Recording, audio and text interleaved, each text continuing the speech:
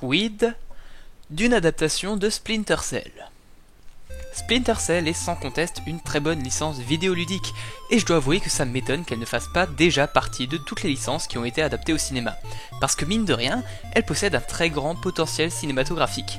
D'ailleurs, cet épisode sera un petit peu spécial étant donné qu'une adaptation de Splinter Cell est déjà en cours de préparation. Sauf que sur le peu d'informations qu'on a déjà, les 2/3 ne me conviennent pas, alors je me suis dit que ça pourrait être cool de vous proposer ma vision des choses. Mais la question est, pourquoi une adaptation de Splinter Cell ? Eh bien pour la simple et bonne raison que j'en ai marre de tous les films d'action dopés à la testostérone et totalement cons qui sortent depuis quelques années. Je trouve que les bons films d'action avec une bonne intrigue se font de plus en plus rares, et il est grand temps de remédier à ça, d'autant plus que l'univers de Splinter Cell est une véritable mine d'or. Donc oui, je pense que Splinter Cell pourrait faire une bonne adaptation, et qui sait, si le résultat est bon et que le film marche bien, il ouvrira peut-être la porte à d'autres films d'action de la même trempe. Allez, entrons sans plus attendre dans le vif du sujet. Au scénario. Parmi le peu d'informations qui sont à notre disposition à propos du projet d'adaptation déjà en cours, on sait que la personne qui a été assignée au scénario est Eric Singer. Pour l'instant, il ne s'est pas encore vraiment construit de réputation solide à Hollywood, et pour cause, il n'a que 2 films à son actif, à savoir American Bluff avec Christian Bale, Amy Adams, Jeremy Renner et Jennifer Lawrence, mais aussi L'Enquête avec Clive Owen et Naomi Watts.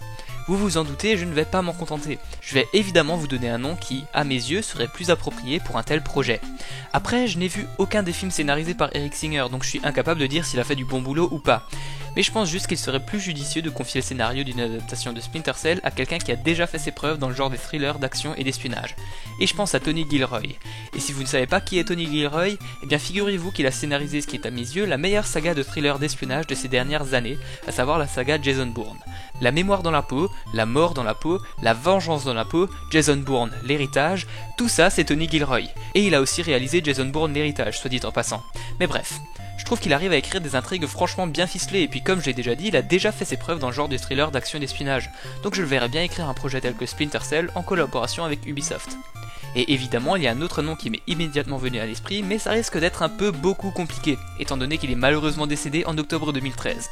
Et c'est dommage parce que je pense qu'il était le mieux placé pour écrire une adaptation de Splinter Cell. Je veux bien évidemment parler de Tom Clancy.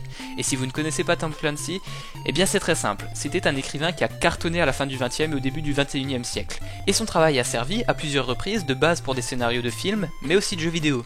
Donc c'est à lui qu'on doit notamment À la poursuite d'Octobre Rouge, Ghost Recon, Jeux de guerre, Rainbow Six, The Ryan Initiative et surtout Splinter Cell. C'est même lui qui a scénarisé le jeu. Mais bon, on va éviter de s'attarder sur lui parce que... on va le laisser reposer en paix. Enfin, je vous propose un troisième et dernier nom, J.T. Petty. C'est un réalisateur et scénariste de films et de jeux vidéo américain qui, il faut l'avouer, s'est plus fait connaître grâce à son travail sur la scène vidéoludique. Récemment, on lui doit les scénarios d'Outlast et de The Walking Dead The Game Season 2. Mais il a aussi et surtout co-scénarisé Splinter Cell premier du nom avec Tom Clancy, et il a aussi scénarisé Splinter Cell Pandora Tomorrow et Splinter Cell Chaos Theory. Il était donc directement impliqué dans le développement de certains des jeux de la série, et ça, comme vous le savez, je pense que c'est un plus quand on parle d'une adaptation de jeu vidéo. À la réalisation. Pour ce qui est du réalisateur d'une adaptation de Splinter Cell, eh bien c'est très simple, je vais en rester à la saga Jason Bourne. Et donc je propose celui qui a réalisé 2 des 4 épisodes, et qui apparemment serait tenté pour réaliser le 5e, à savoir Paul Greengrass. J'ai bien aimé son travail sur la saga Bourne. Je trouve que certains de ses gimmicks pourraient très bien passer pour un film Splinter Cell. Par exemple, il a tendance à faire en sorte que la caméra bouge beaucoup par moment, et je trouve ça parfait pour les scènes d'action. Il a aussi tendance à faire des zooms de temps en temps, et ça pourrait être vraiment cool dans les scènes d'infiltration. Par exemple pour montrer que Sam Fisher remarque tel ou tel détail, ou simplement qu'il observe les environs, etc. Une autre possibilité serait de prendre Tony Gilroy qui, comme j'ai déjà dit plus tôt, a réalisé Jason Bourne l'héritage. Ce ne serait donc pas son coup d'essai à la réalisation d'un thriller d'action/espionnage.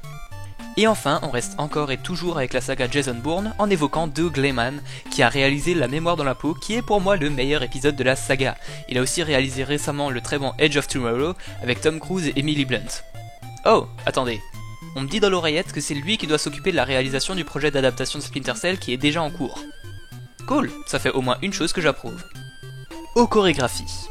Et oui, pour cet épisode, j'ai décidé de vous parler des chorégraphies de combat, parce que mine de rien, les combats seraient vachement importants dans une adaptation de Splinter Cell.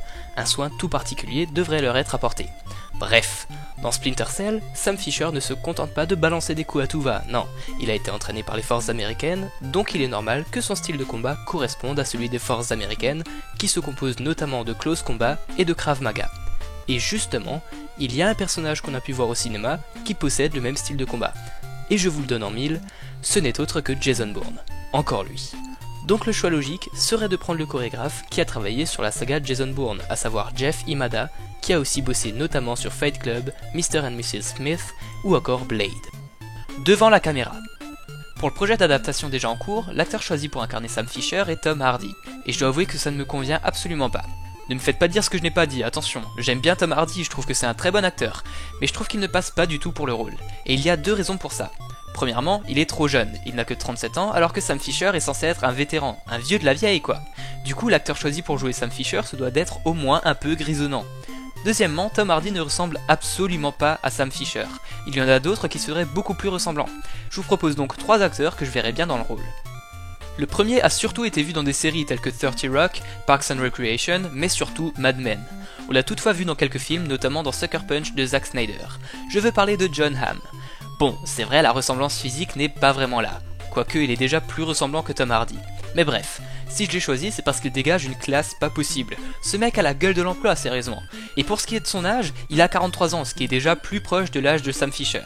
Et puis il faut avouer que les lunettes de super espion de Sam Fisher lui vont assez bien. Mon second choix se porte ensuite sur un acteur qui n'a plus rien à prouver, et qui peut se révéler, mine de rien, très convaincant. Il a beaucoup fait parler de lui récemment en jouant dans le dernier film de David Fincher, mais aussi et surtout parce qu'il a décroché le rôle de Batman. Je veux bien évidemment parler de Ben Affleck. Pour ce qui est de l'âge, il a 42 ans, ce qui est aussi un peu plus jeune que Sam Fisher dans les premiers jeux, mais c'est surtout pour la ressemblance physique que je l'ai choisi. Sur certains artworks, je trouve que la ressemblance est assez frappante, donc pourquoi pas? Et en plus, je trouve que de manière générale, il est très convaincant dans ses rôles. À part peut-être dans Daredevil, mais bon, ça arrive à tout le monde de faire des erreurs. Et enfin, le dernier acteur que j'ai choisi a 46 ans, il est donc tout pile dans la bonne tranche d'âge pour incarner Sam Fisher. Et en plus, là je trouve la ressemblance physique vraiment frappante. Mais vous verrez ça par vous-même. Il est connu notamment pour avoir tenu le rôle principal dans La Passion du Christ de Mel Gibson, mais on peut aussi le voir depuis 2011 dans la série Person of Interest, dans laquelle je trouve qu'il joue très bien si vous voulez mon avis. Je veux parler de Jim Caviezel. Et là, on est d'accord, ce mec est Sam Fisher. Sérieusement, j'ai eu beau chercher, j'ai pas réussi à trouver plus ressemblant. Et je sais qu'il n'y a pas que la ressemblance physique qui compte, mais évidemment, je ne me suis pas seulement basé là-dessus pour faire mon choix. Je le trouve aussi très convaincant dans ses rôles. À la bande originale. Pour la bande originale d'un projet tel que l'adaptation de Splinter Cell, je pense qu'il faudrait 2 éléments indispensables. Tout d'abord, il faut des sonorités militaires qui renverraient au fait que Sam Fisher est avant tout un espion qui travaille pour une organisation gouvernementale, à savoir la NSA. Le deuxième élément indispensable pour une telle bande originale est, bien évidemment, des sonorités qui soulignent bien le côté infiltration du film. Et je sais que tout ce que je vous dis là peut vous paraître vachement abstrait, et je m'en excuse. Mais le souci est qu'en fait, j'ai tout de suite trouvé une bande originale d'un autre film qui pourrait très bien correspondre à un projet comme Splinter Cell. Du coup, plutôt que de vous expliquer tout ça avec des mots, je pense que le mieux est encore de vous passer un extrait. Le morceau que vous écoutez en ce moment même est tiré de la bande originale de Captain America The Winter Soldier. Et comme dit, je trouve qu'elle correspondrait parfaitement à une adaptation de Splinter Cell. Du coup, le compositeur que j'ai choisi pour ce projet est tout naturellement le compositeur de la bande originale de Captain America The Winter Soldier, à savoir Henry Jackman. Et après avoir réécouté certaines de ses autres bandes originales, je me suis rendu compte que non seulement il était tout à fait capable de nous livrer quelque chose qui collerait très bien à l'univers de Splinter Cell, mais qu'en plus on lui doit pas mal de bandes originales qui poutrent sévèrement. On lui doit notamment les bandes originales de Kick-Ass 1 et 2, des Mondes de Ralph, de C'est la fin, de The Interview, mais aussi et surtout l'une de mes bandes originales préférées, à savoir celle d'X-Men First Class. Donc je suis persuadé que si on lui donnait sa chance sur un projet tel que Splinter Cell, le bonhomme nous pondrait quelque chose de très bon. Voilà, c'est sur ça que se termine ce 3e épisode. J'espère qu'il vous aura plu. Je m'excuse pour le fait qu'il soit un petit peu moins complet que le précédent, mais vous inquiétez pas, avec Blacky Cat, on vous prépare du lourd, du très très lourd pour le prochain épisode. D'ici là, portez-vous bien. Sur ce, ciao tout le monde, c'était le BTG.